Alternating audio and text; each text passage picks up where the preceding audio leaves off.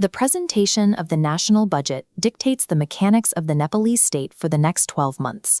Every priority is encoded here.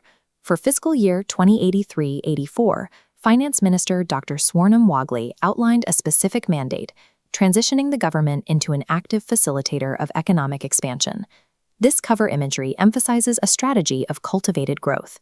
For Loksewa aspirants, this means your preparation must evolve. Success now requires more than memorizing allocations. You must grasp the policy logic the state is using to create these opportunities. To pass the exam, you must master the structural logic behind the state's financial architecture. It is no longer enough to know the numbers. You must understand the reasoning behind them. The absolute scale of the fiscal intervention for the 2083-84 fiscal year is set at 2.1 trillion rupees. That massive outlay is designed to drive an ambitious national economic growth target of 7%. To protect consumer purchasing power during this expansion, the budget places a hard constraint on prices, capping inflation at 6%. To see how this 2.12 trillion rupee mechanism operates, we have to deconstruct it. We will track exactly how the state draws this money in and precisely where it intends to deploy it. Achieving 7% growth while maintaining a 6% inflation limit requires a significant shift in how the nation's resources are sourced and utilized. The government relies on three inflow streams to fund the 2.12 trillion top line: internal revenue, foreign grants, and foreign loans. The targets dictate that the state will raise 1.58 trillion internally, secure 61.74 billion in foreign grants, and borrow 247.28 billion from external lenders. This table from Annex 1 reveals pressure on internal collection. Compare the new 1.58 trillion revenue target against the revised 1.17 trillion estimate. Looking at the total income board, the state aims to cross a massive fiscal gap compared to the previous 12 months. Closing a revenue gap of this magnitude isn't possible using traditional methods. The Ministry of Finance is attempting a high-stakes reorganization of the tax base. The new tax policy follows a dual mandate, reducing direct pressure on the middle class while incentivizing digital exports to expand the total tax net. The primary relief measure is the doubling of the individual income tax exemption limit, which rises to 10 lakh rupees.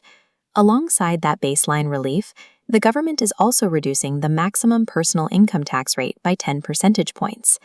To make up for reduced income tax revenue, the state is prioritizing the digital economy, a policy shift highly likely to appear on upcoming exams. On page 46 of the budget speech, the government establishes a 50% tax exemption for all income earned through IT exports. By shifting the tax burden away from middle-class earners and tech innovators, the state is forced to fund its expansion by cutting administrative costs. We now track the outflows from the Consolidated Fund, which are split into recurrent spending, known as chalu, and capital expenditure, known as punjigat. High recurrent expenditure, the cost of maintaining the existing bureaucracy, has often limited the national budget. This year, the government implements a policy to reduce overhead. Point 8 announces the abolishment of 31 redundant government agencies and the merger of 6 others. Loksewa exams often ask about the destination of these saved funds. They are reallocated to fund salary and benefit improvements for civil servants, military, police, and teachers. The state is trading bureaucratic width for administrative depth. By removing redundant agencies, it can provide better compensation for its core workforce. To bypass institutional bottlenecks, the budget establishes a special economic administration zone. This functions as a single-door system, consolidating tax, customs, and investment decisions to accelerate major projects.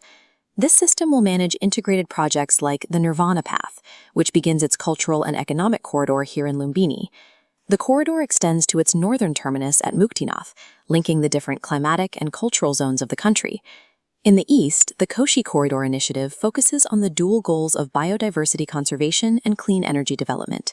For major resource projects, the state is adopting public-private partnership models, specifically naming the Dialect Petroleum and Dawadi Iron initiatives. Capital expenditure is no longer focused on isolated projects. The budget now prioritizes integrated economic corridors governed by expedited administrative zones. This is the complete logical tree of the 2.12 trillion rupee budget.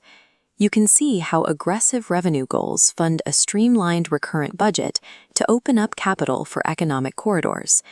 The core thesis of this budget is clear. It reduces the physical size of the bureaucracy to fund a digital and infrastructure-heavy expansion. Loksewa examiners look for candidates who can articulate this shift. They prioritize aspirants who understand the transition toward a more efficient, IT-integrated public administration. While understanding the philosophy is necessary for the interview, you must also memorize the specific metrics required for the written exam. Mastering the philosophy ensures a strong performance in the interview, but memorizing the metrics is what secures a passing score on the written test. We will now summarize the most vital data points for your revision. This is your high-density guide for the 2083-84 fiscal year. Remember the macro targets: a total budget of 2.12 trillion rupees, a 7% growth goal, and a 6% inflation cap. Note the tax reforms: the 10 lakh rupee individual tax threshold and the 50% tax exemption for IT exports.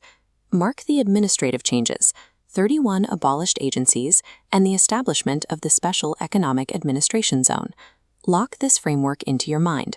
These metrics constitute the operational blueprint of the state more striving to serve.